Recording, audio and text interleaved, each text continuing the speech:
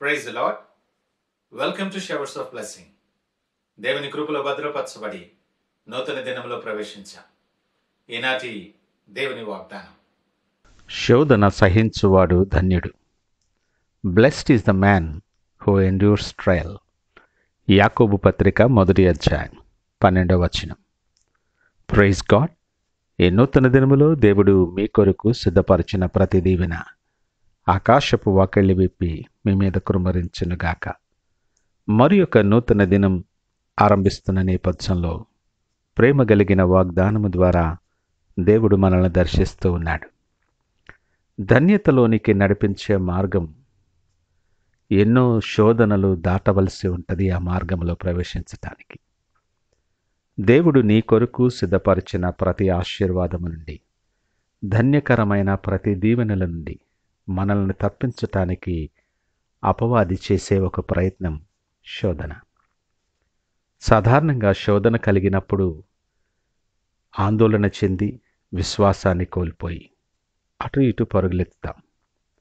దేవుని మార్గము నుండి తప్పించటానికి అపవాది ఉపయోగించే ఒక బలమైన ఆయుధమని మర్చిపోతాం.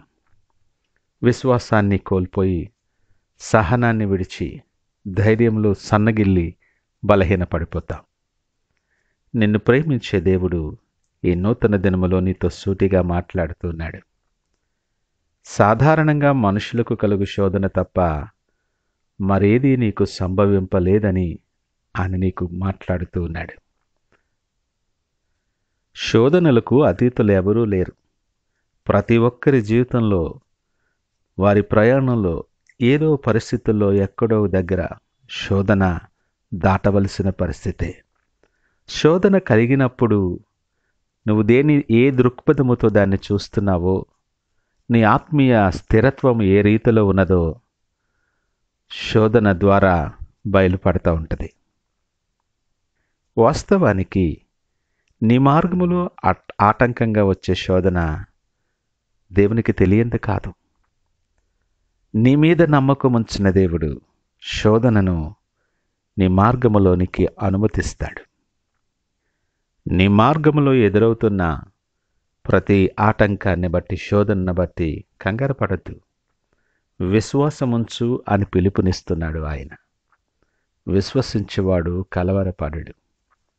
ఆయన ప్రేమ కలిగిన దేవుడు, నీ ఎడల చింతించేటటువంటి దేవుడు. లేఖనమంటుంది, మీరు సహింపగలిగిన అంతకంటే ఎక్కువ మిమ్మలను శోధింపబడనీయడు. నీ కెపాసిటీ ఆయనకు తెలుసు.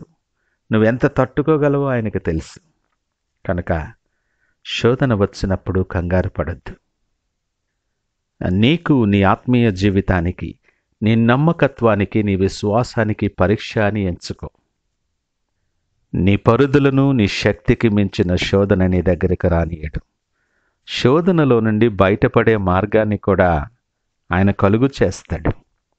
నీ విశ్వాసం స్థిరముగా ఉండని, ధైర్యాన్ని విడిచిపెట్టొద్దు, కలవరపడనీయొద్దు.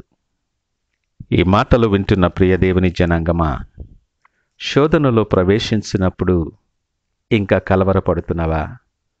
అటు ఇటు పరుగులెట్టుతున్నావా? దేవుని మార్గంలో నువ్వు నడుస్తున్నప్పుడు దేవుని ఆశీర్వాదాలు నువ్వు పోగొట్టుకోకుండా అపవాది చేస్తున్న గలిబిలి అని గ్రహించు. స్థిరముగా విశ్వాసములో నిలబడు. ఒకసారి నీ విశ్వాసానికి పరీక్ష అని ఎంచుకొని ధైర్యము తెచ్చుకో. అది ఎలాంటి శోధనైనా నువ్వు సహింపగలిగిన దానికంటే ఎక్కువ నీ దగ్గరికి రానియడని దేవుడిచ్చినప్పుడు ఆ మాట నమ్ము. నువ్వు దాని మీద నిలవబడు. హృదయపూర్వకముగా విచారము కానీ బాధ కానీ నీకు కలుగు చేసే దేవుడు కాదు. నీవు మొరపెట్టగా ఉత్తరమిచ్చే దేవుడు. ఆయన చేయి చాపి నిన్ను నడిపించువాడు నీ ప్రక్కనే ఉన్నాడు. స్వకీయమైన దురాశ చేత శోధనలోనికి ప్రవేశించే పరిస్థితి నుండి వైదొలగి, ఆయన ప్రేమించు వారి కొరకు ఆయన సిద్ధపరిచిన ప్రతి ఆశీర్వాదాన్ని స్వతంత్రించుకునే ఆయన విశ్వాస మార్గములో నడవటానికి నువ్వు సిద్ధపడు. చిన్నపాటి శోధన వచ్చినప్పుడు దాటివేయటానికి శక్తి కొరకు దేవుని అడుగు.